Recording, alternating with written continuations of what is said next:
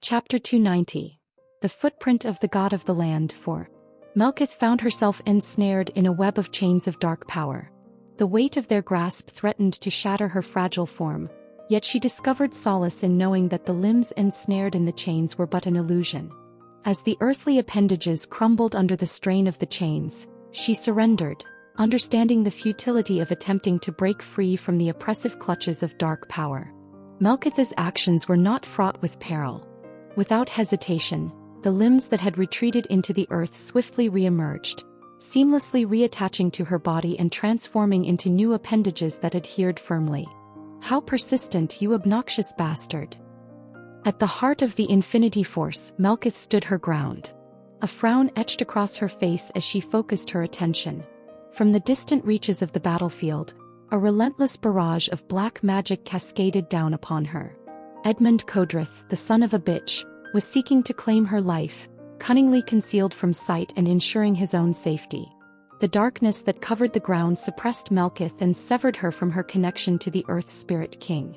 Furthermore, the dark power that targeted her from the darkness ensured that she could not move and, in turn, rooted infinity force in place as well.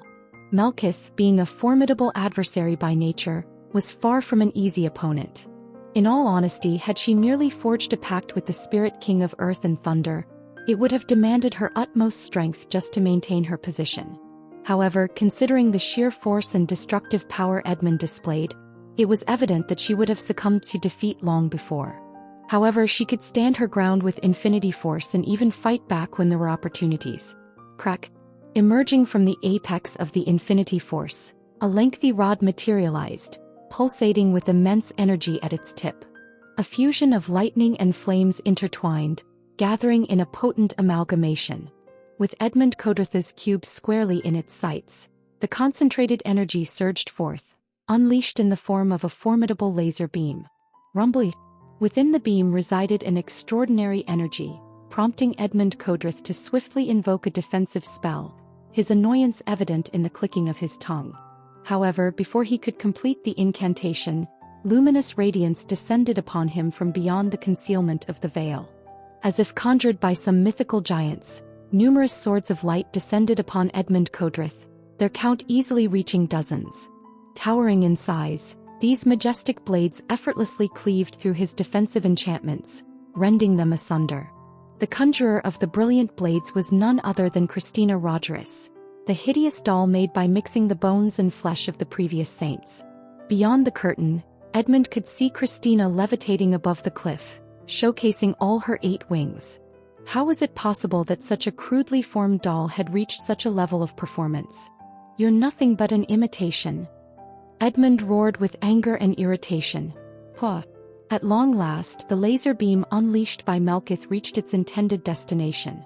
A multitude of sorcerers stood in Edmund's proximity, devoid of the protective shield offered by the cube. Furthermore, the majority among them were already fatigued, having served as magical batteries for Edmund's magic. But their presence would have made little difference even if they had been in pristine condition. None among them mustered the strength to mount any form of defense against the oncoming laser beam, which left nothing in its wake as lightning and flame engulfed the area. However, despite confronting such a formidable onslaught directly, not even a single blemish marred the surface of the cube. This isn't good, Edmund thought as he raised Vladimir. The conflict raged on within the realm of blind, extending the duration of the battle. The effects of Balzac's signature had stripped the warriors of their sight, hearing, and sense of smell. Though they could still discern allies from enemies through their spiritual senses, their morale had plummeted into the depths of despair. The summons of the Red Tower Master. They're devouring the bodies and trapping the souls. It wouldn't change the overall course of the ritual, but it still bothered Edmund. He couldn't help but wonder if he should have targeted the Red Tower Master and the Saint first.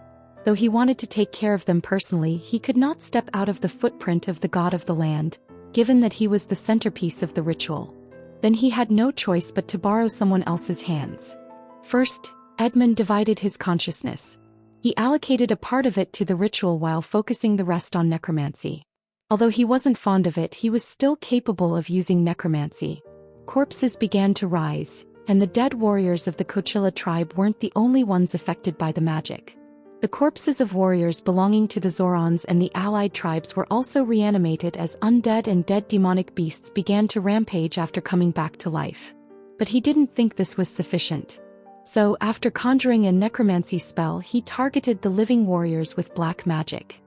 He had wanted to avoid lowering the purity of their souls by using black magic. But, given the dire circumstances unfolding before him, he found himself devoid of the luxury of hesitation. The dark power he had implanted in the warriors clouded their reason and strengthened their bodies, leading them to a state of madness. The warriors began to run rampant while roaring like animals. Their nails and claws became reinforced like sharp blades, and their swollen muscles did not burst or break even in the face of their enemies' attacks. To think it would come this far. Edmund spat in anger, quivering. He had made Samar his destination to filter and avoid unexpected variables as much as possible, but everything was running wild beyond his imagination. What irked him greatly was the frustrating fact that he could not dispatch Melkith Alhaya as swiftly as he had planned. It was not feasible for him to devote his undivided attention to her demise, and eliminating a master of spirit magic, who held pacts with 3 spirit kings, proved to be an arduous task indeed. Furthermore, the limited resources he could allocate for her assault were being thwarted by a formidable divine power. With a pallid and fatigued countenance, Christina Rogerus tightly clutched her rosary, exerting her own influence over the situation. Every time he attacked, Christina's divine power interfered. She could not completely nullify his attacks, but she did well in reducing his power. There are too many bugs to kill. There were too many things for him to care about. He was bothered that Balzac had disappeared for such a long time as well. What was he up to? Was he hiding so that he could maintain blind? Or was he waiting for the critical moment to try and rob the ritual from Edmund? Hamel. Edmund searched for the Death Knight on the battlefield. Firstly, he would borrow the Death Knight's hands to kill the Saint and the Red Tower Master. Since he claimed to be Hamel, that much wouldn't be difficult for him. Hamel, I need your help. Go to the cliff immediately and take the Saint and the Red Tower Master. Boom. An explosion resonated, assaulting Edmund's eardrums with a deafening impact. The veil of darkness trembled, and in the wake of the thunderous noise, a fleeting but brilliant flash illuminated the world for a mere moment. After the brief moment, blind once again threw the world into darkness. However, Edmund understood what had transpired in that brief instance. An incredibly powerful force had split the world just for a moment. Hamel. Edmund hastily called out once more, but he received no response. It wasn't that the Death Knight had ignored his message, but rather that there wasn't anyone to receive his message. This could only mean one thing. The Death Knight, who had been created by improving on the body of the hero from 300 years ago, had been annihilated on this battlefield. How could this be? Edmund spat out in shock and astonishment. He knew that Eugene Lionheart was strong. In their last skirmish, the Death Knight had been pushed back by Eugene rather than taking the upper hand. However, both sides had been reserving their true power. Edmund had believed that the results would be different if both of them had fought with everything they had. Had he considered the possibility of the Death Knight's defeat? It had not been out of the question, but he had been doubtful. It was only natural, given that the Death Knight was formed from the body of the stupid Hamel. In addition to possessing Hamel's body, the Death Knight had been created whilst maximizing Hamel's ability to fight based on his memories. So how had he lost in such a short period? How could he have lost? Indeed, Eugene Lionheart was strong and was the hero chosen by the Holy Sword, but he was still only 21 years old. Dizziness overcame Edmund, his head swirling with a disorienting sensation. In his endeavors within Helmuth, he had received no assistance save for Amelia Merwin, from whom he had borrowed the formidable Death Knight. The Death Knight was supposed to have played a pivotal role within his forces, yet its swift annihilation left him reeling. I don't even expect you to take him with you. A fatal wound at least. Edmund immediately used a search spell. He hoped that Eugene was fatally wounded and unable to battle. However, the reality was too cruel. Far from being fatally wounded, there wasn't even a scratch on Eugene. He didn't even look tired either. Eugene's cold, calculating golden eyes darted, and he made eye contact with Edmund, who was observing him through the spell. Edmund unwittingly tightened his grasp on Vladimir. Hector. Although Hector was incomparably insignificant compared to the Death Knight, it was better than nothing. However, even Hector did not respond right away. He wasn't in a situation where he could come to Edmund's aid right away. Edmund became enraged after identifying the opponent Hector was engaged with. "Scion Lionheart? I even went to the trouble of building you a new body and you're stuck with a brat like that."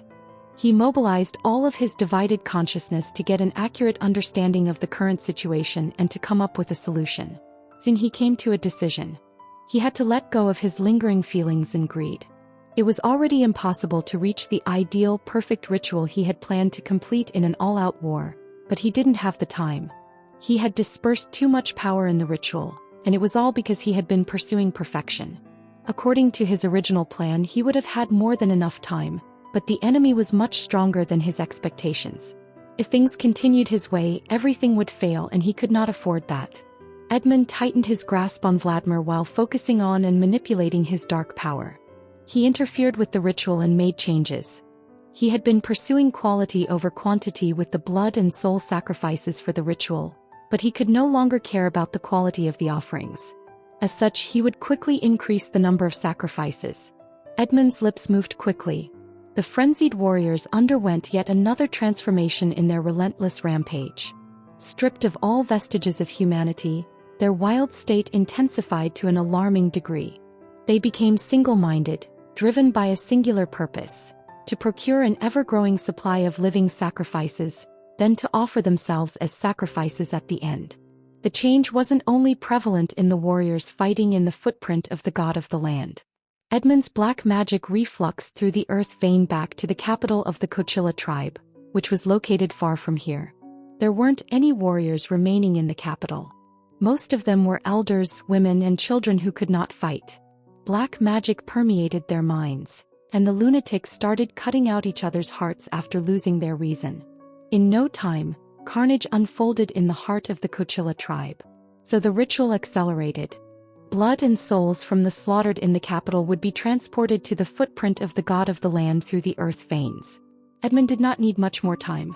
He would become less than the ideal version of the demon king he pursued, but there was no helping it. At the end of the day, I will still transcend humanity. It's what Edmund desperately wished for, to become a transcendental being beyond humans. Even if he could not become the strongest and greatest demon king, a demon king was still a transcendental existence. Even though he was forced to compromise, he would still be achieving his wish. 10 minutes at most before the conditions are fulfilled. I can definitely hold on for that long. Now that he had changed the contents of the ritual, he no longer needed to suppress Melkith. Rather, he hoped that she would run rampant and speed up the process of his ritual. Lovelian's summons were still hindering the process of the ritual, but it was as if he were trying to cover the entire sky with his palms. How did he plan on stopping the overwhelming amounts of blood and souls coming from the Coachella tribe's capital? I won. He had already made a compromise, so he had to win. Edmund raised Vladimir with a convinced smile. Having simplified the ritual, he now had a greater reserve of power to tap into. Moreover, Edmund had given up on suppressing Melkith, so the full might of his magic was at his disposal. Edmund's dark power rose from the ground as a giant black hand.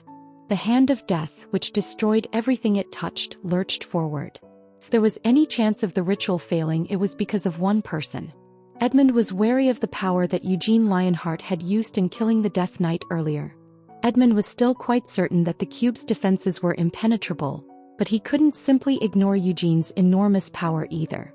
In truth, Edmund harbored a desire to offer Eugene as a sacrifice. Despite having already relinquished numerous concessions in his ritual, the notion of sacrificing such a potent and extraordinary soul ignited within him the possibility of elevating his ritual to a realm of higher dimensions, a chance for its evolution. Whoosh! Eugene suddenly appeared out of thin air from embers. Magic. I don't know that kind of magic. Is that his signature? Is he taking his feathers as coordinates and... I see. Despite studying magic for a mere span of less than 5 years, the young child had achieved the remarkable level of an archwizard. His mastery of the arcane arts exceeded expectations, with his signature displaying exceptional qualities and demonstrating a great level of sophistication. His existence itself is unreasonable, Edmund muttered. He had never felt jealousy toward humans, but this was the sole exception. He felt jealous of that unreasonably talented youngster. It only fueled his desire to take Eugene Lionheart as a sacrifice.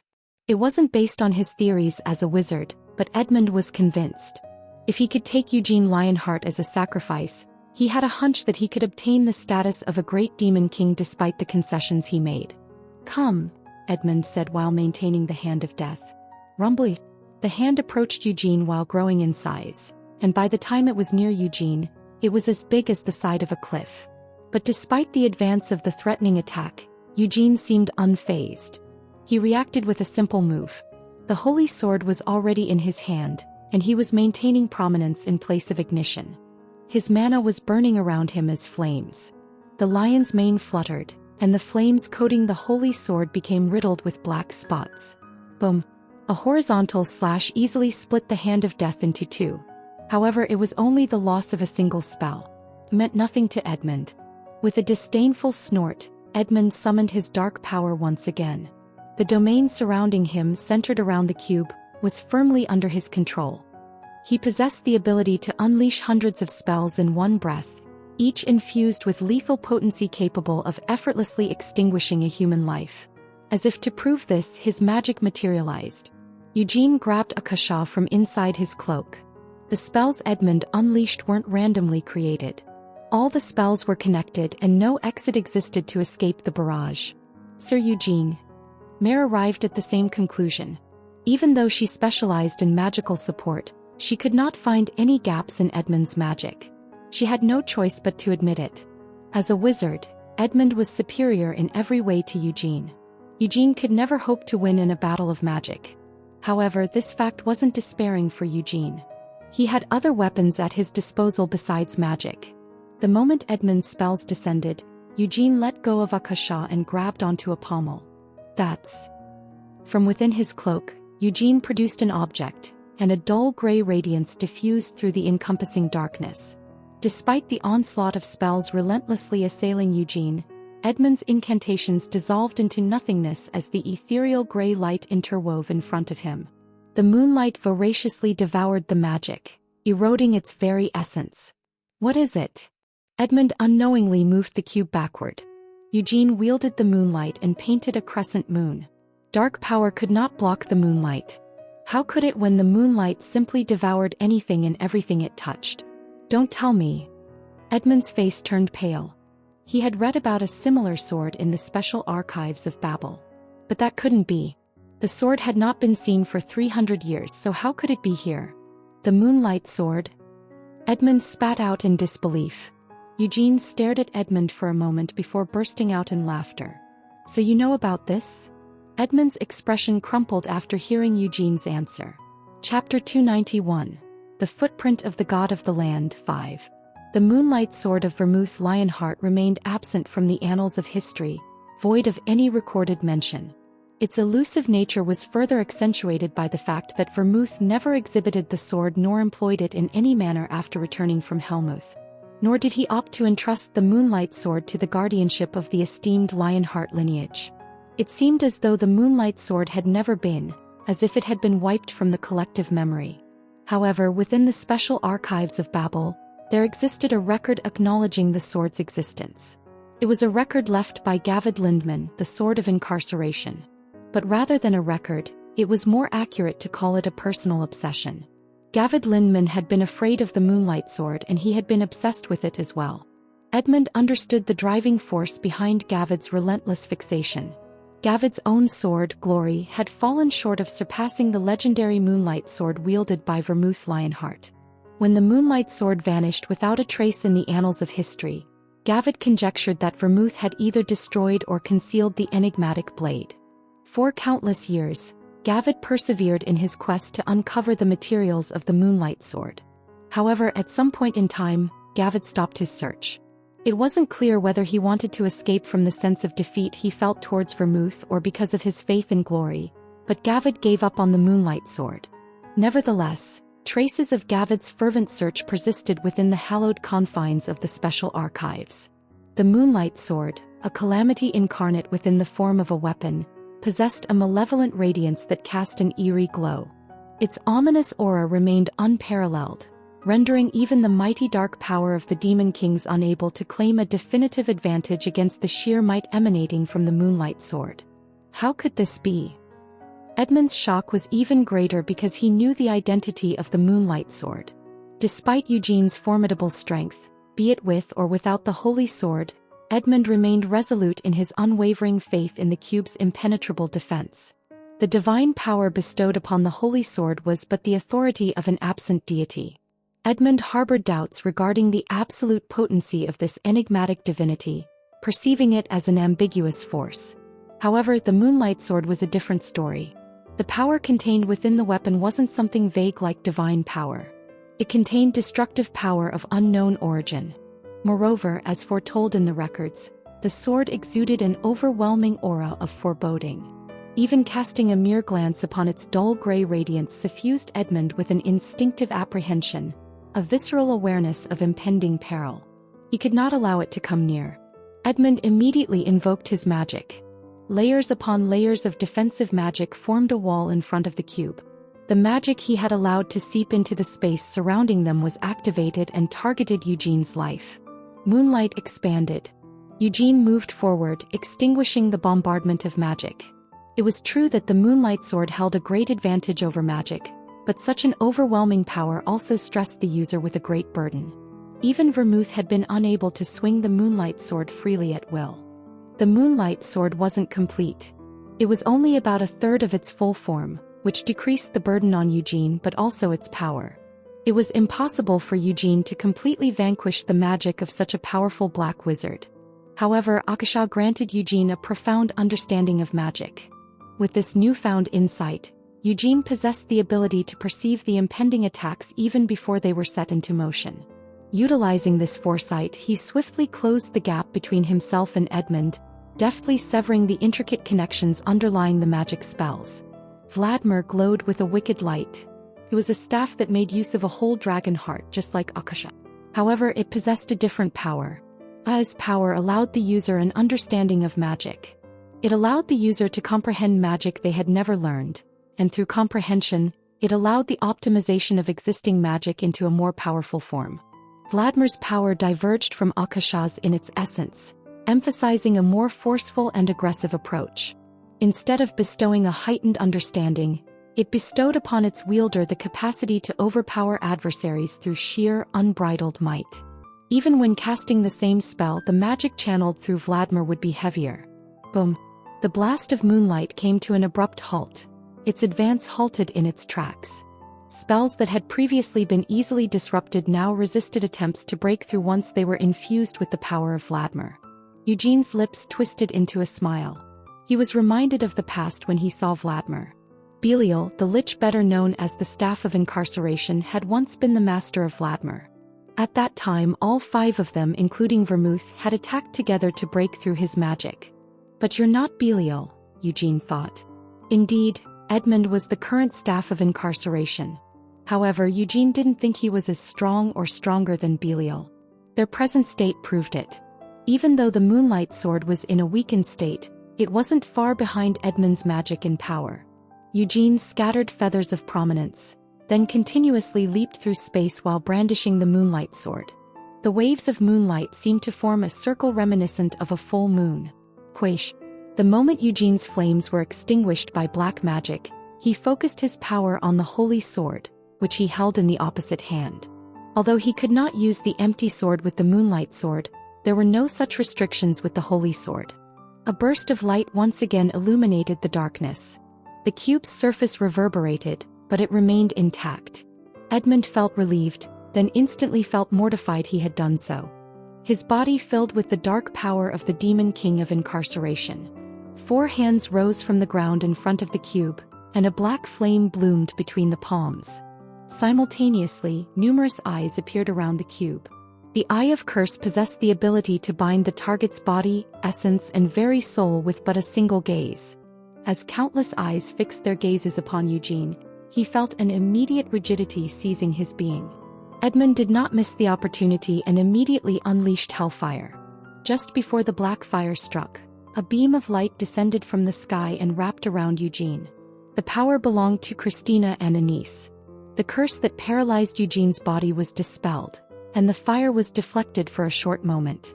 The holy sword reacted to the fallen light, and Eugene immediately cut through the hellfire. Instead of jumping straight through the gap, Eugene leaped through space using prominence. The luminescence of the moonlight sword blazed against the cube.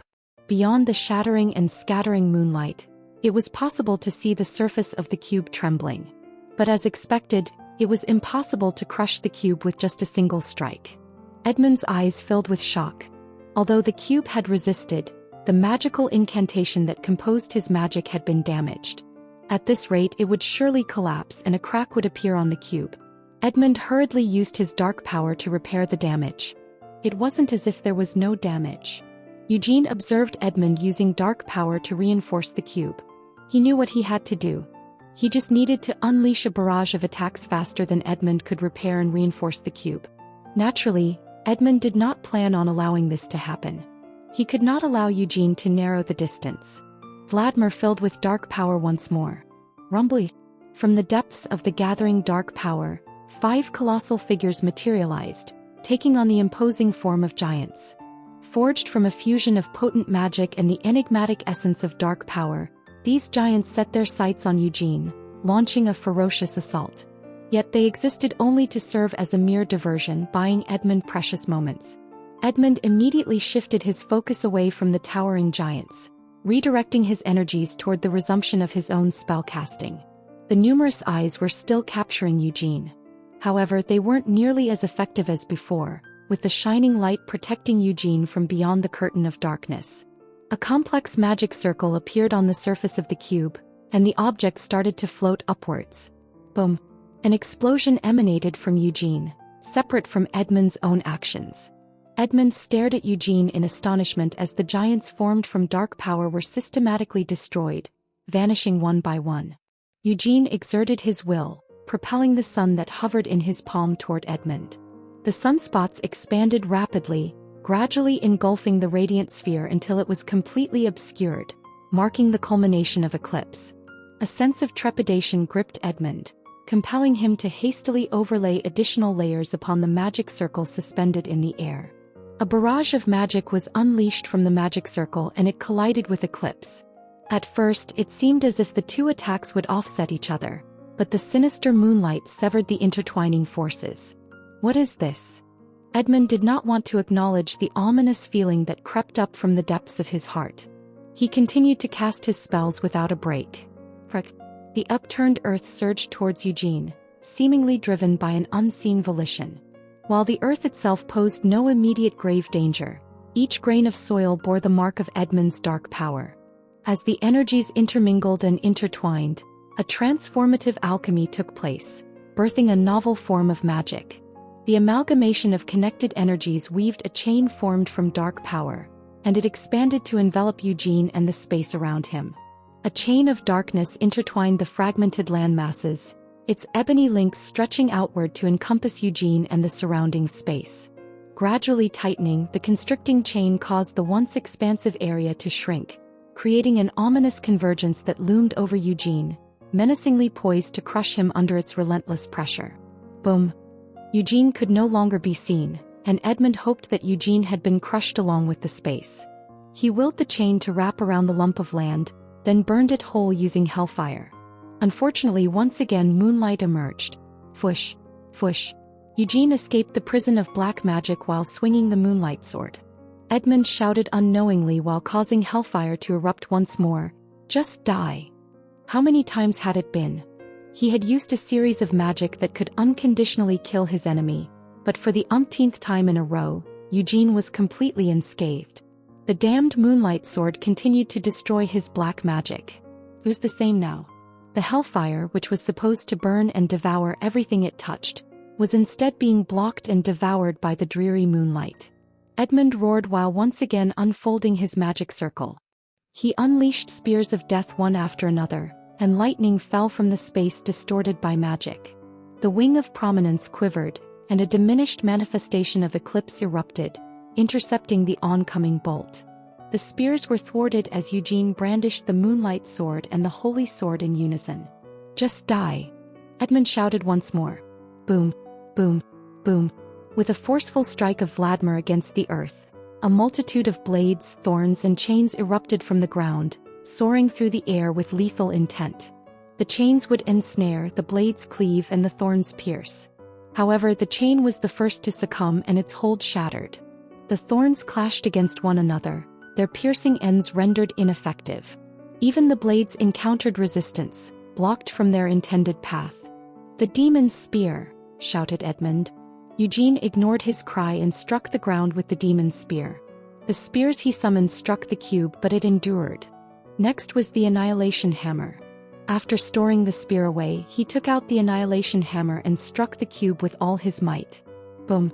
Though unable to breach the surface, the impact of the strike disturbed the magic circle forming on the cube's exterior. Eugene withdrew the hammer without any regret. As he prepared to retrieve another weapon, Edmund held his breath, his grip on Vladimir tightening. This time a silver-blue sword emerged, a familiar sight to Edmund. It was none other than Wny, the very sword he had witnessed before. However, instead of wielding Wny, Eugene tossed it behind his back. One of the floating feathers disappeared together with the sword. "What did you do?" asked Edmund, wary of Wny's disappearance. Eugene shook his head before answering, "You don't have to worry about it." He dismissed Tempest's complaints, and after confirming that Cyan had received Wny, Eugene once again wrapped his hands around the Moonlight Sword and the Holy Sword. Edmund's eyes quivered at the sight. "Why are you doing this to me?" Edmund asked sincerely. "If you had not come here and had not complicated my plans, then I would have achieved my long-cherished wish. I would have achieved something no one had ever achieved, something no one will ever achieve in the future. I, a human, could have ascended to a demon king through magic." Edmund's cries were bitter and desperate. He used magic while willing the cube backward. The space between Eugene and Edmund became distorted. Even though Eugene moved forward, the distance didn't seem to decrease. "Eugene Lionheart, what the hell did I ever do to you? I have never blocked your path, gotten in your way or threatened you. So why are you interfering with my plan and threatening me?" Edmund's shouts reverberated in the distorted space. It was quite a powerful hallucination magic, but it had almost no effect on Eugene. There was no way he would succumb to mere tricks when he had already experienced more Giabella's fantasies. "Why are you doing this to me? Even if I become a demon king, I would not do anything to you. My purpose isn't to achieve something by becoming a demon king, but to transcend my existence by becoming a demon king. If the ritual succeeds and I become a demon king, I will do nothing." Edmund continued to shout. His screams caught Eugene off guard. Did that bastard truly think that way? Wasn't it natural to stop a black wizard from trying to become a demon king? Moreover, it wasn't like he was trying to become a demon king from the corner of a room without bothering anyone.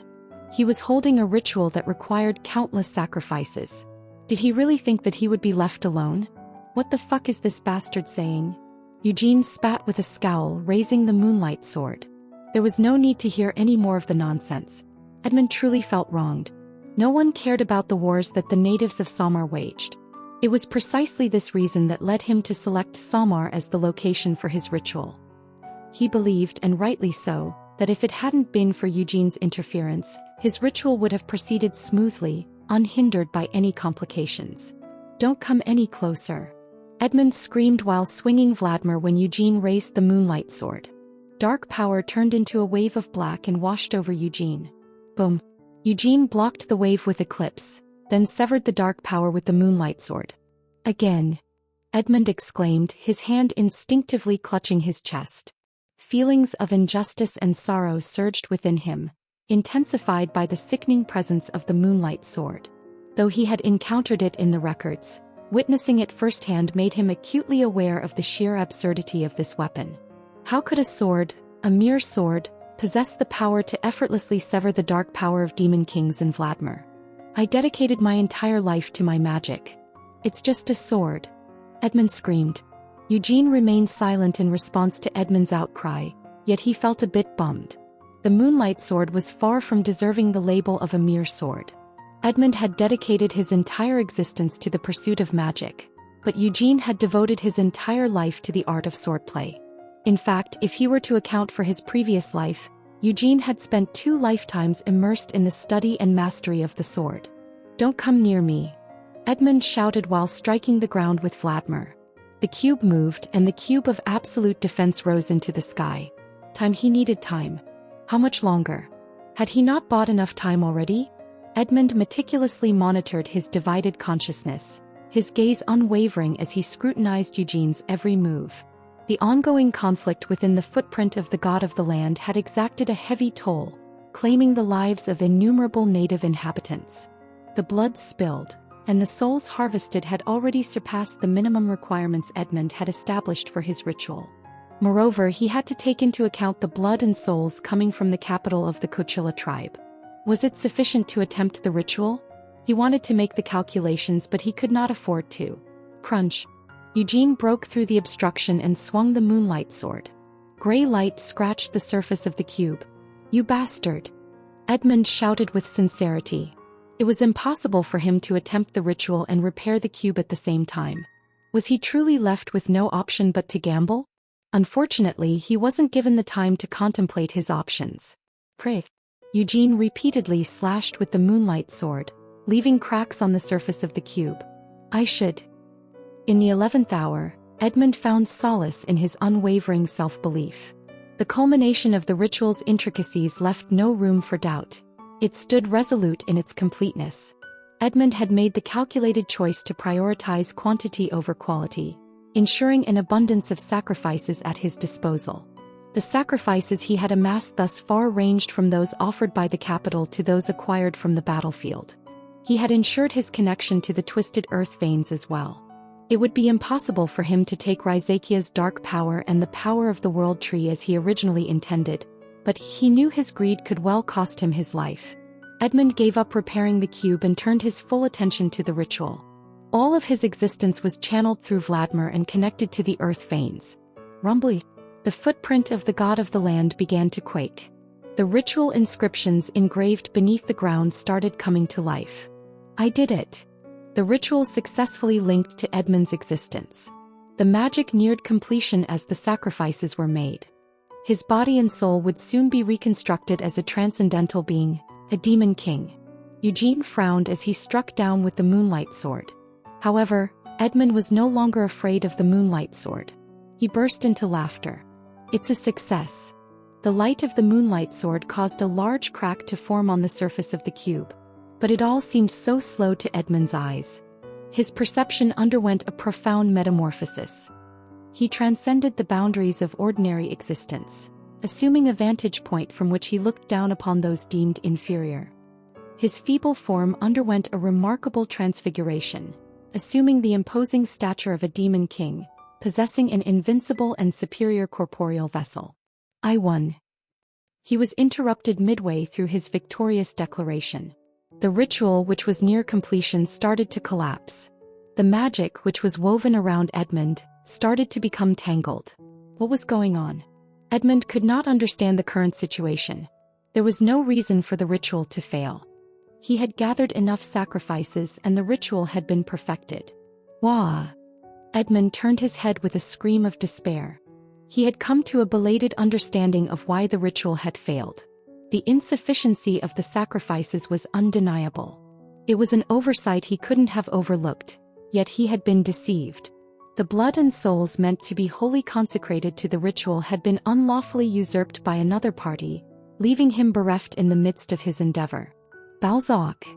Edmund had failed to keep Balzac in sight because he had been occupied with Eugene, a monster who kept coming at him, unscathed by attacks that should have killed him. How? He could not figure it out, despite his mind having gone through a half-transformation. Had Balzac predicted that he would change the ritual midway? Since when had he been planning to steal the offerings from the capital? Edmund's eyes widened as he scanned the surrounding darkness, desperately searching for any trace of Balzac. Yet to his dismay, Balzac remained elusive and concealed within the shrouded depths of blind, blending seamlessly with the inky blackness, erasing any semblance of his presence. Is his objective to take the ritual away from me?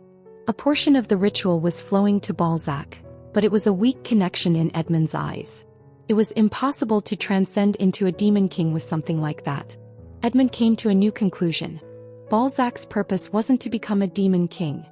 He had stolen the offerings and connected himself to the ritual to destroy Edmund at a critical moment when he became sure of his success and attempted the ritual.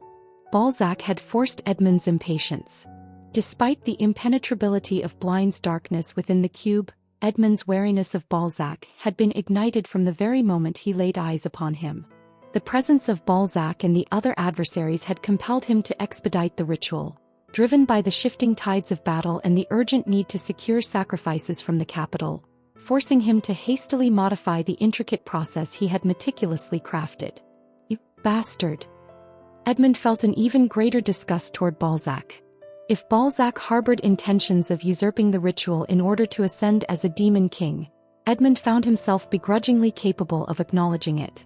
Despite his anger and the potential failure to attain his own desires, there was a begrudging understanding within Edmund that perhaps such an outcome, though unwelcome, held a certain validity. However, Balzac wanted no such thing. He only took a small portion of the ritual and only a part of the offerings. Edmund's ritual had failed because of such a small thing. Yueawa. Edmund roared frantically with anger and frustration. That was when the moonlight smashed apart the cube and devoured his body. Chapter 292, The Footprint of the God of the Land 6. Edmund's physical vessel was gradually succumbing to destruction. Consumed by overwhelming desperation, he fervently scoured his surroundings, yearning for an escape route from this grim predicament. Yet even with his consciousness elevated to a state of partial transcendence, Edmund was unable to unearth any means to persevere amidst the harrowing circumstances that engulfed him. However, if he were to ask for help and were granted assistance, then— "Your Majesty, the Demon King," Edmund begged desperately. Wouldn't the Demon King of Incarceration hate to lose an outstanding subordinate? Edmund held an unwavering conviction in his own worthiness. Rather than being collected as a soul after death, he preferred to live his life for the Demon King to fulfill his loyalty. "Please, please," Edmund begged. Unfortunately, his plea went unanswered, and the harsh reality he faced caused Edmund to become even more desperate. The Demon King of Incarceration had allowed Edmund to pursue a transformation into becoming a Demon King. In fact, the Demon King had fulfilled Edmund's request and granted him dark power. Nonetheless, the Demon King of Incarceration maintained a peculiar stance, refraining from any direct assistance or interference in Edmund's endeavors. Even if Edmund had succeeded in becoming a Demon King, the Demon King of Incarceration would not have interfered. However, if Edmund failed and died, the Demon King of Incarceration would still remain entirely unaffected, devoid of even the slightest trace of regret. That was what the Demon King of Incarceration was like, and despite wanting to tell himself otherwise, Edmund knew this truth as well.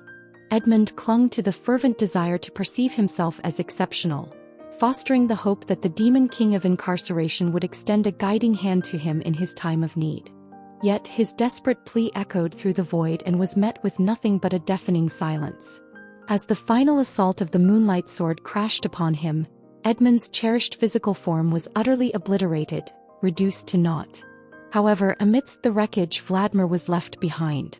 Vladimir, a being birthed by the very hands of the Demon King of Incarceration, ascended in solitary grandeur in the scattering moonlight. Eugene swung his sword once more to destroy the terrible object. Yet, in a breathtaking turn of events, moments before the moonlight's radiant touch could envelop the staff, an unsettling phenomenon unfurled. Crimson-hued dark power surged forth from its very core, the dragon heart. The sinister energy materialized into intricate chains that coiled around Vladimir, forming an impregnable barrier that defied the moonlight's destructive intent.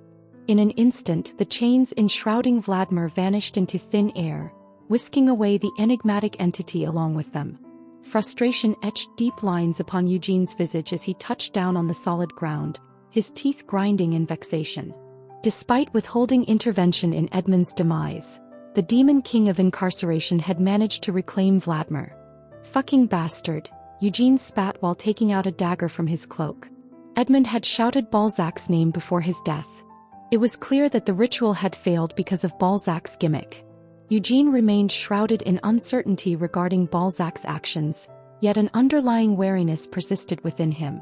Suspicion cast its shadow upon his thoughts, contemplating the possibility that Balzac had cunningly sought to usurp the coveted position of the Demon King by depriving Edmund of his ritual.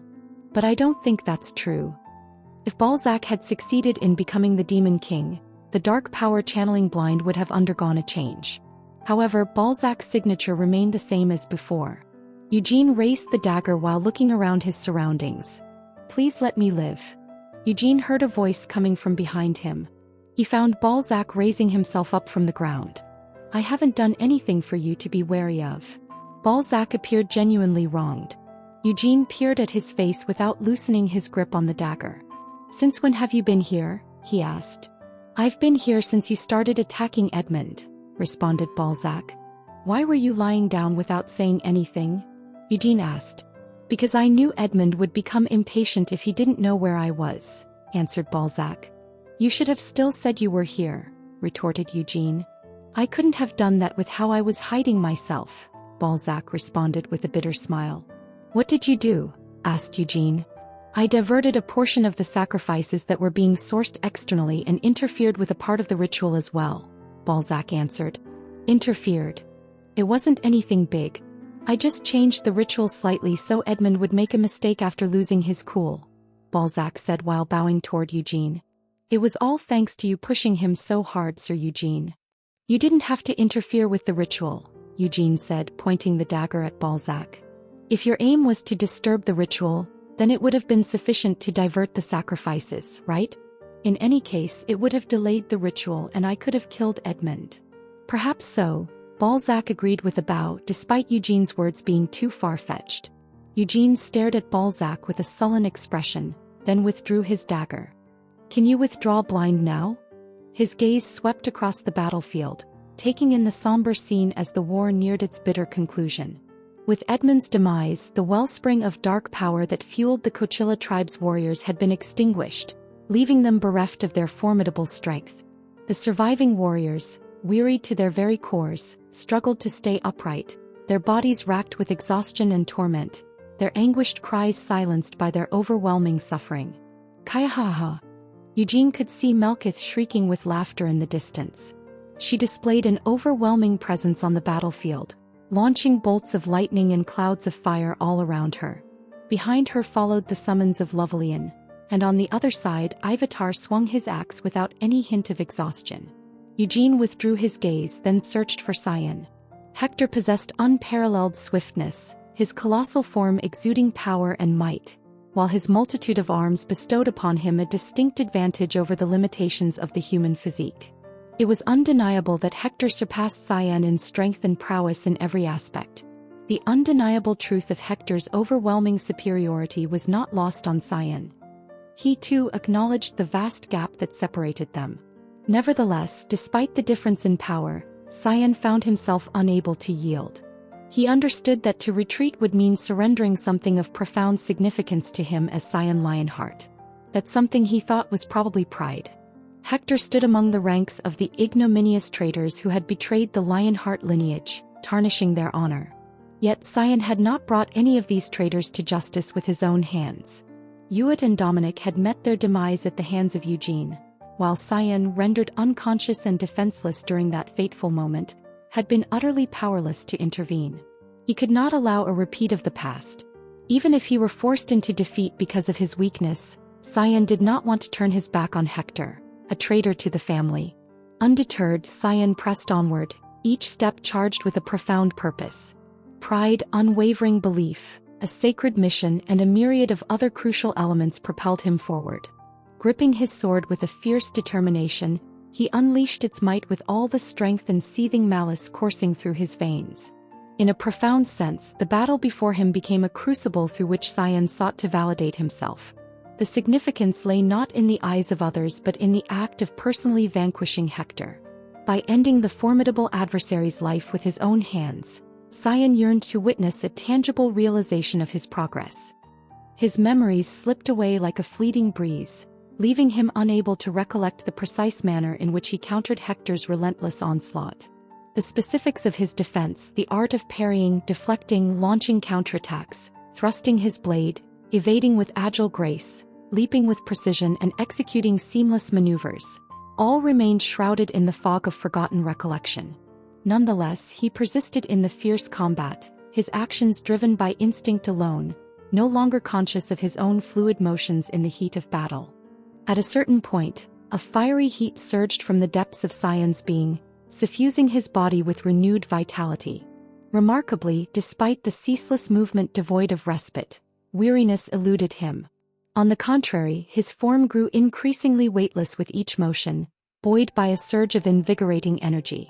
In an extraordinary moment, it appeared as though time itself had decelerated, bestowing upon him the ability to anticipate and narrowly evade Hector's imminent strike, the threat to his very throat narrowly averted. No matter how many times Cyan's blade cleaved through Hector's flesh, the traitorous foe remained impervious to death's grip. His wounds closed instantly, allowing him to persist in an unyielding onslaught, relentless and unceasing. Hector's shouts reverberated through the air, yet Cyan found himself deaf to his words. The utterances of a turncoat, a wretched creature who had forsaken his very humanity, held no value or significance to Cyan. In stark contrast to Hector's enduring resilience, Cyan, bound by his human limitations, bore the burden of mortality. Each strike inflicted upon him drew forth crimson blood, and his limbs gradually faltered in their function. Though he skillfully employed his shield to avert fatal blows, a multitude of minor wounds accumulated, their weight burdening him. Yet at a pivotal juncture he perceived a remarkable phenomenon. His injuries miraculously mended as if washed away by the benevolent touch of divine magic. It became evident that Christina had bestowed her healing powers upon him. Overwhelmed by gratitude, Cyan's heart swelled with appreciation for this divine intervention. His sword broke. He replaced his blade with sword force, but the destruction of his weapon caused his attacks to become shallow. Hector's dark power offset and weakened Cyan's sword force. There were many swords in his surroundings, once belonging to warriors who were now deceased. However, Cyan did not have time to fetch a new weapon. To his astonishment, the need for aid dissipated as if by a stroke of fate. Swiftly, a sword materialized before him, its gleaming presence undeniable. It was none other than the Storm Sword, the very weapon Eugene had wielded for the first time within the confines of the Lionheart mansion. Without a moment's hesitation, Cyan's hand instinctively closed around the hilt of the sword. "Hey," Cyan spoke while standing still like a statue, bewildered. Hector was dead. The details of Hector's demise eluded Cyan's recollection, obscured by a veil of uncertainty. From the moment his hand clasped the hilt of his memories grew hazy. He just knew that he had fought well. Even prior to WNYD's unexpected arrival, his combat skills had shown remarkable improvement. However, when the moment arrived when he dealt the fatal blow to Hector, a peculiar sensation enveloped him. It was as if he had not been himself at the end. He was still faintly in touch with reality. Although his memory was faint, he had been the one to kill Hector. Cyan thought that he had broken past his limits during the fight. He had become stronger. He could become even stronger. Cyan looked down at Hector's corpse. Hector had shouted something at the moment of death, but as before, his words had fallen deaf on Cyan's ears. He had no intention of listening to a monster's will. After a moment, Cyan redirected his gaze to WNYD, which was still in his grasp. He attempted to hide the smile that threatened to surface and turned his head. "Did you see that?" However, his attempt was futile. The moment he turned his head, he ended up smiling immediately. Cyan continued with a grin while staring at Eugene. "You saw it, right? That's why you sent me WNYD, because you saw it." Yeah, responded Eugene. "You know, it's a little embarrassing to say, but I fought really well. Really. I felt like I wasn't myself when I was swinging my sword. That bastard Hector was swinging his arms like this, but none of it touched me," continued Cyan. "I think they touched you quite a bit," responded Eugene. Cyan's uniform was covered in blood. After hearing Eugene's comment, Cyan flailed his arms. "It's not my blood. It's Hector's, and it's the blood of the other guys I killed. Look, I don't have a scratch on my body," said Cyan. "There were, but you were treated," Eugene pointed out. "Whatever the case, there aren't any wounds now, right? So how was it?" asked Cyan. "You fought well," responded Eugene. "That's all. Can't you say something more?" "Look here, I killed Hector," shouted Cyan. Well done. I think something's changed about the white flame formula as well. How can I put it? Feels like I'm right in the middle of 4 and 5 stars. No, I feel like I'm closer to 5 stars. I can feel it. I think I'll reach 5 stars if I go just a bit further, Cyan said with great excitement. Eugene nodded, feeling a little satisfied with what he saw. You've grown a lot. What are you saying? I was always grown up. Cyan cleared his throat before responding. He felt rather embarrassed after hearing Eugene's compliment. The two were the same age and technically Cyan was slightly older than Eugene by a few months. Even so, there were moments when Eugene acted like an old man. Usually it was when he acted old-fashioned and nagging, but it didn't feel all too bad to hear compliments like this. Here. Cyan smacked his lips with regret while returning WE. He was a good sword. The winds would shoot out like sword force. I'm not giving it to you, Eugene said flatly. Did I ask? Although Cyan was inwardly hoping to wield the sword once more in the future, he made sure to hide his thoughts. I can't believe you allowed someone without a contract to wield WMD. As soon as Eugene received WMD, he heard Tempest complaining. Considering that you helped him quite a bit. Then might have died if I didn't. Had he died, Hamel, do you think you would have left me alone? Of course not. He didn't want to think about it, but if Cyan had died, Eugene would have made it his priority to snap WMYD in two. As if reading Eugene's thoughts, WMYD quivered minutely. Ahem. So, I don't think it was half bad. He falls short of you or Vermouth, but I could feel some potential in Cyan. It's like he's molted, right? It's not enough to call an awakening, but yes, he's grown strong enough to shatter the wall.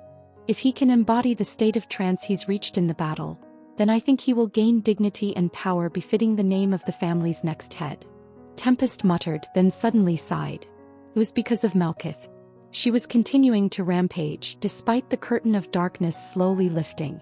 Coachella tribe's warriors were no longer putting up any resistance, but her flames and lightning destroyed them without any mercy.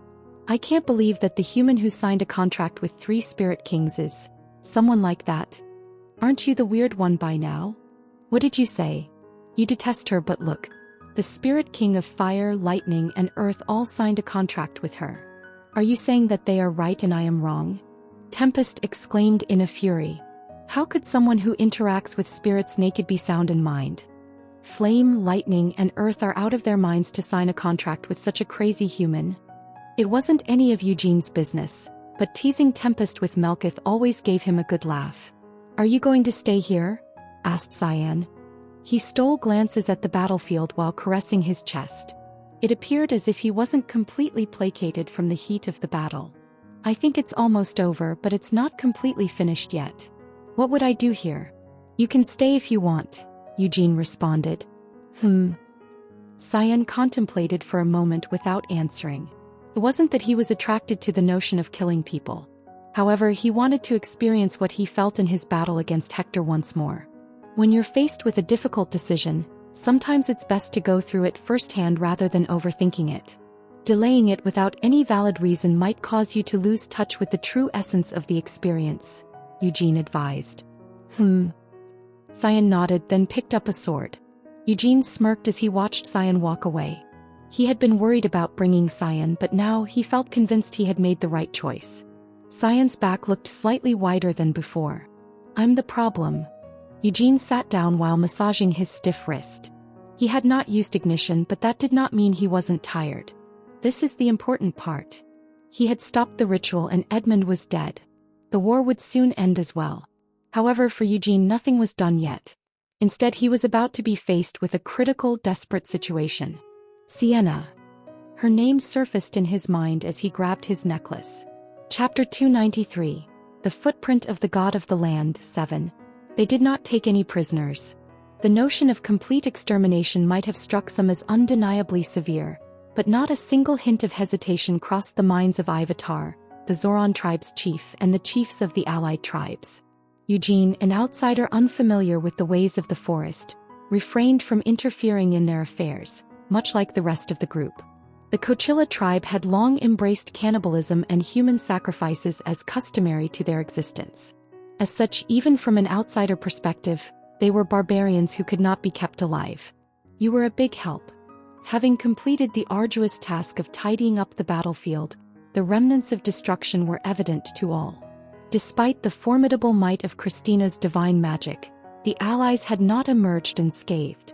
The toll was substantial, with a considerable number of lives lost and numerous individuals left wounded and in pain. Every last warrior of the Coachella tribe met their demise, leaving no survivors in their wake. It was an unequivocal triumph for the Zorons and their forces. Ivatar, overwhelmed with a sense of satisfaction, beamed a smile and offered a gracious bow of gratitude to Eugene's group. If you had not helped, we would have never stood a chance in the war. Although the conflict within the sacred grounds of the footprint of the god of the land had come to an end, Ivatar's forces opted against an immediate return to Zoran. Instead, they chose to press forward, steadfast in their march toward the heart of Coachella tribe's capital. The elite troops of the Coachillas had been vanquished, leaving a path devoid of formidable opposition. Moreover, the pervasive influence of Edmund's sinister black magic within the capital ensured that the number of survivors would be scarce. Ivatar planned to make use of the momentum to completely conquer the Coachella tribe. With such a landslide victory, the leaders of the allied tribes fully supported his decision. A chuckle escaped Eugene's lips as he observed the chiefs gazing at Ivatar with a mixture of admiration and reverence. He found the situation rather amusing, considering that not too long ago, most of these same chiefs had suffered the loss of an arm at the hands of Ivatar. Eugene, my respected friend. Thank you. I am still wondering how I can repay what you did for us, but know this one thing. I will give you all the spoils obtained by conquering the Coachella tribe, Ivatar said. Everything is too much. Half will be fine. You should be gaining something from the war as well, responded Eugene. What about me? Melkith wasted no time in interjecting. However, as she approached, a pungent, burning odor emanated from her, causing Eugene to instinctively recoil. A frown etched across his face. You sure are greedy. Thanks to this war, you succeeded in signing a contract with the Spirit King of Fire. What else do you want? Said Eugene. Technically speaking, I got the contract with Ifrit because I was great. Melkith spoke, proudly holding out her chest, her hands clasped at her waist. However, she almost immediately shrank back with a servile expression. All right. I won't take anything else, so let's keep the contract, Come on. You were inwardly happy after signing that contract with me. Her words weren't addressed to Eugene. It seemed that Ifrit was rather displeased at how Melkith was being greedy. She continued to creep backward while begging Ifrit. And the contract of a spirit king isn't something that can be withdrawn so easily, right? Well, I'll do better. What do you say? Right, what if I change the name of my signature? Instead of Infinity Force, I can do something that makes you pop out a little more. What about Ifrit Force? I can even make a signature just for you. And I'll give special treatments to the wizards of the White Tower who have contracts with fire spirits. Her words were truly lame and obsequious, causing Tempest to cough with disapproval. Eugene also turned away from Melkith. Anyways, Eugene, I owe you too much. First, as you said, I will give you half of the spoils, and how about we discuss the rest after the conquest is over? Asked Ivatar. Sure. Ivatar made no request for Eugene to accompany him, recognizing that Eugene's role in the war had reached its conclusion. Similarly, he refrained from seeking assistance from any of Eugene's comrades.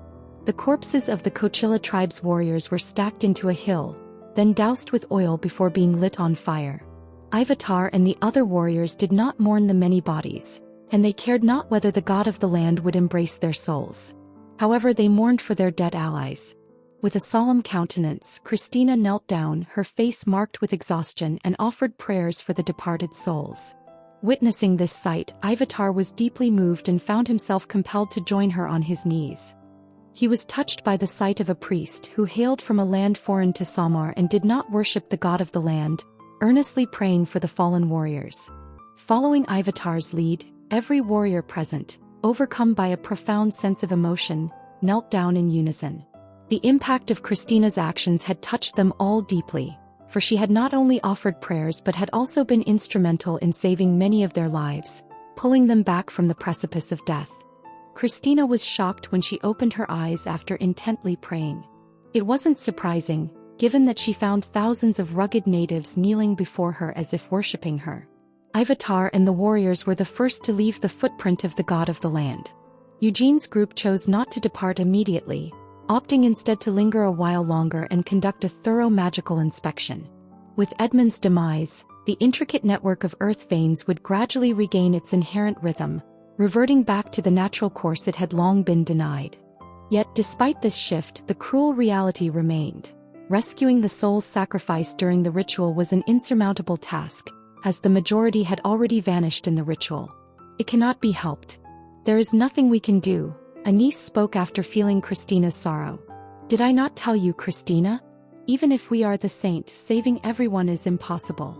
Christina lowered her head, a heavy sigh escaping her lips. Anise, keenly observant, recognized the weight etched upon Christina's countenance. Anise too was no stranger to that familiar sorrow, having experienced it countless times in her distant past, 3 centuries ago.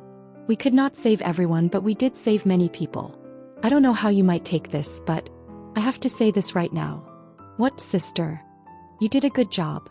A gentle glow emanated from the rosary suspended around Christina's neck, its faint illumination ascending into the air. Anise was responsible for the radiance. Gradually, the ethereal light grew beyond the rosary and enveloped Christina, enfolding her form in a warm embrace. You did your best in this cruel war, Christina. You saved those who would have died as well as many others.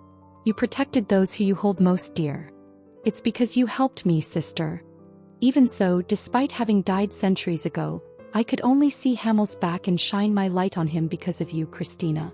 Anise's heart swelled with gratitude, for she realized that even in death, she could bring solace to Christina's weary spirit. Reflecting upon her own tumultuous existence 3 centuries past, Anise recalled the profound absence of affirmation or solace bestowed upon her by the God of Light. Good work, Eugene said. Nevertheless, while the God of Light had never uttered such comforting words to Anise, she found solace in the fact that her comrades, her steadfast allies, had bestowed upon her such words. Eugene approached Christina and reached out with his hand.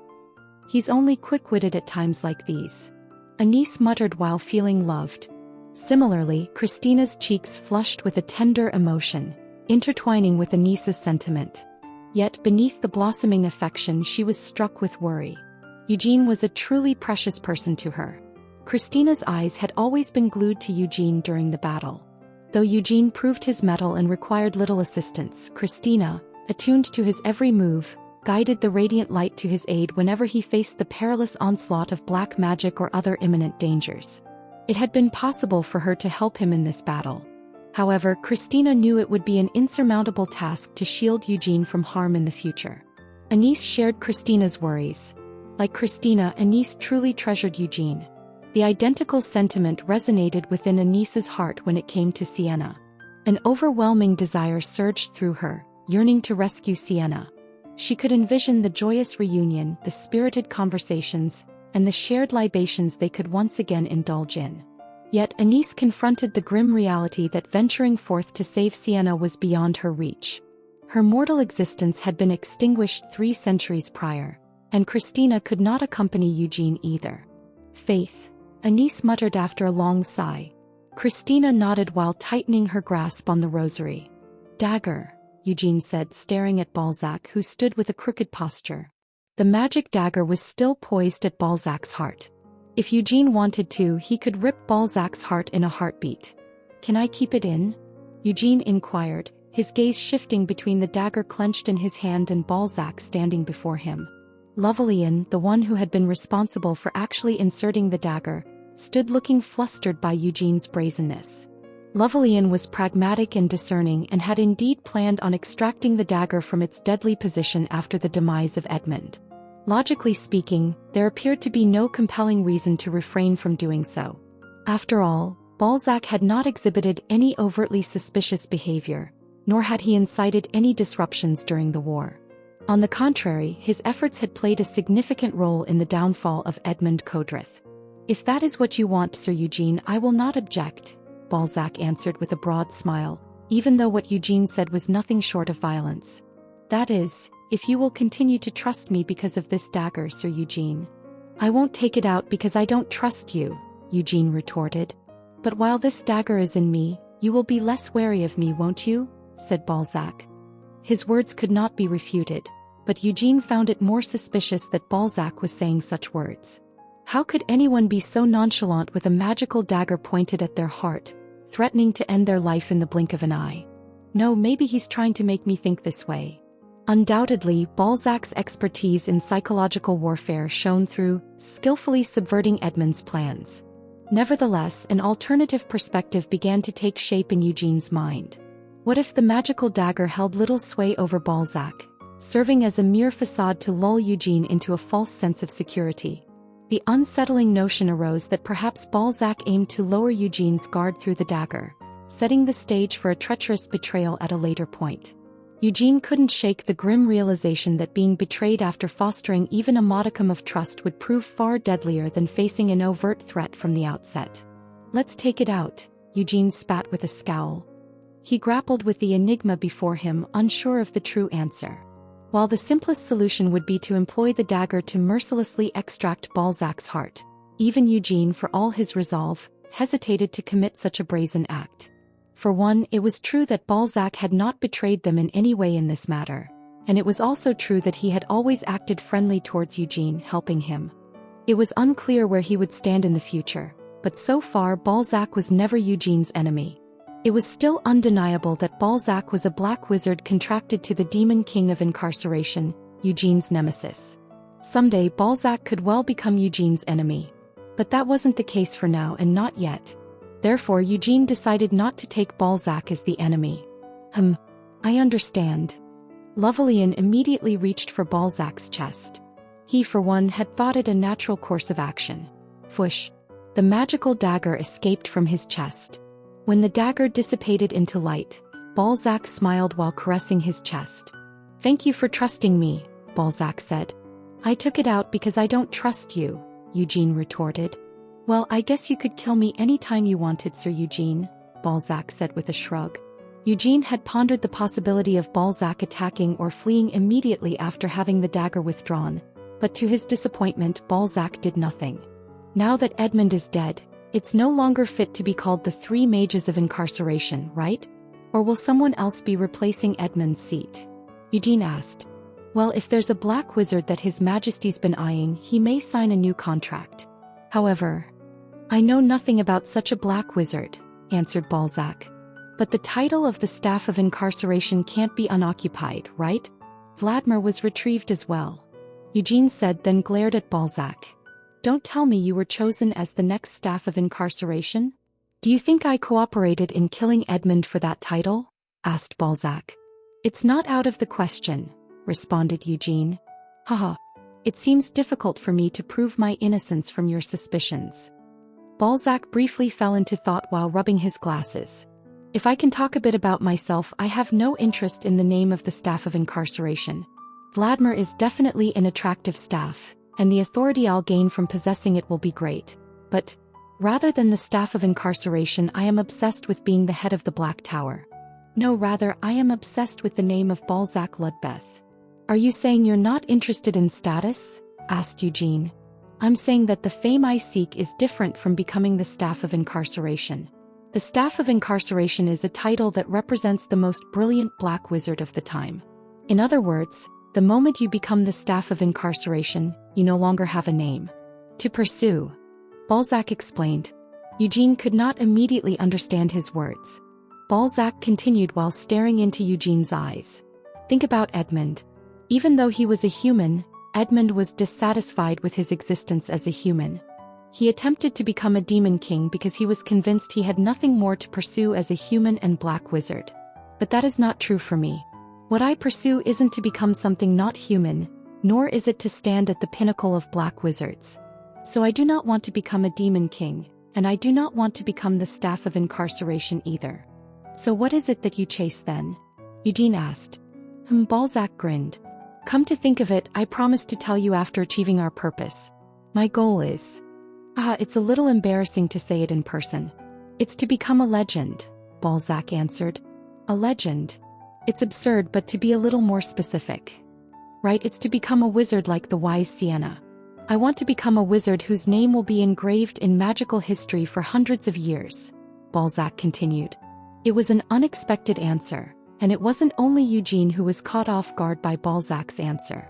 Both Lovelia and Melkith stared at Balzac with astonished expressions. "Are you serious?" asked Melkith. "You want to become a legend? The greatest wizard in the world? Balzac, how old are you to be saying such a thing?" "It definitely is a childhood dream for every wizard," Lovelian muttered with an awkward expression. A subtle chuckle escaped Balzac's lips as he nodded, resonating with a low tone. "Yes, that's right. In particular, any wizard who studied in Aroth would have dreamed of becoming a wizard like Lady Sienna. It's the same for me." "Then why did you become a black wizard when you took her as your wish?" asked Melkith. "White Tower Master. Didn't you sign contracts with 3 spirit kings?" asked Balzac. "That's because I'm a master of spirit magic. My ambition wasn't to become the greatest wizard but the greatest master of spirit magic, though you could say I've already achieved my wish." Melkith snorted with a smug smile. "Yes, and for that I think very highly of you. Why did I sign a contract with the Demon King?" Since you aren't black wizards you may think otherwise, but I don't see much difference between signing a contract with the Demon King and a Spirit King," Balzac said. "You're actually saying that in my face?" said Melkith. "On the contrary, I think you can actively sympathize with my view. Isn't it too self-righteous to say that forming a contract with an existence that can grant me the power I would never achieve and the possibility of changing my future is unconditionally wrong?" asked Balzac. Balzac's words echoed in Eugene's memory, for he had indeed expressed a similar sentiment in the past. Balzac had conveyed his preference for a tangible existence, aligning himself with the Demon King rather than embracing the ephemeral and elusive nature of a deity. In Balzac's perspective, the act of forging a contract, even if it meant pledging his soul as collateral, appeared more worthwhile than relying on miracles fueled by faith, belief, and other intangible forces. Black wizards are utilitarians who seek extreme efficiency. As you know, Sir Eugene, magic is a harsh, mischievous, and absurd study. No matter how hard you try and crave it, becoming a wizard without talent is impossible. For such people, the idea of forming a contract with demons is bound to be very attractive. They can sell their souls in exchange for the magic they want. They would be the only ones facing the burden of the contract. It doesn't hurt others. The only reason they end up committing crimes is that they can't be satisfied with themselves. Edmund had proven him right as well as Hector. They had craved a power greater than what they received from their contracts. So they harmed others, made sacrifices, and committed sins. Such was the case with most black wizards. If the benefits of betraying human principles were clear, they might pursue practical benefits by committing. But it wasn't just black wizards either. There were many wizards who committed similar crimes for their own goals. "Are you saying you signed a contract with the Demon King to become a great wizard?" Eugene asked while recalling his conversation with Balzac in the past. Balzac nodded with a smile. "I hoped for more than what I could naturally gain." It was the same answer as before. "I am not Sienna the Wise." He was loved by magic. She was a wizard who could threaten the Demon Kings, and not a single such wizard was born after her. "As you said, Sir Eugene, I signed a contract with the Demon King to become a great wizard. My strength alone was insufficient, so I paved a path that was originally impossible for me by signing a contract with the Demon King of Incarceration." After saying so, Balzac shook his head as if he were embarrassed. "Well, in the end, I was caught up in my childish ambitions, so I tried my best to come up with an answer as I got older. But even so, I am pure and desperate for my wish. That is why I don't want to become the staff of incarceration or an existence other than a human. What I want to become, the great wizard, must be thoroughly human." "Do you have to be human?" "Because I'm human now. Also, I want to leave my name in the magic of humans. It will be meaningless if I become something else. Isn't that so? Don't you agree? Suppose I were to transform into a long-lived elf, a dragon wielding magic effortlessly, or a demon king wielding the power of black magic through dark power. Would I truly leave a lasting mark upon history as a great wizard?" Eugene couldn't help but think that he was a strange man. Balzac Ludbeth was a human who was twisted and pure at the same time. Even so, there was no falsehood in the ideals he spoke of. Instead, Eugene could feel a strong passion and belief. "His Majesty, the Demon King of Incarceration, knows what I seek, so he will not take me as the staff of incarceration. It's likely that Vladimir will fall to Amelia Merwin," Balzac said before stealing a glance at Eugene. "And, well, It's likely that the Death Knight you killed is still alive, Sir Eugene. What the fuck? Eugene cursed. Even if the body was completely destroyed, the soul would have returned to Amelia. Strictly speaking, that wasn't a proper Death Knight. The body was a moving corpse and the soul was synthesized. There may be a life vessel that resonated with the soul in Amelia's possession, Balzac continued. That's fine. Eugene felt a rush of anger, but he quickly calmed himself. At least I got the body. He felt sick and tired. He had destroyed Hamel's body.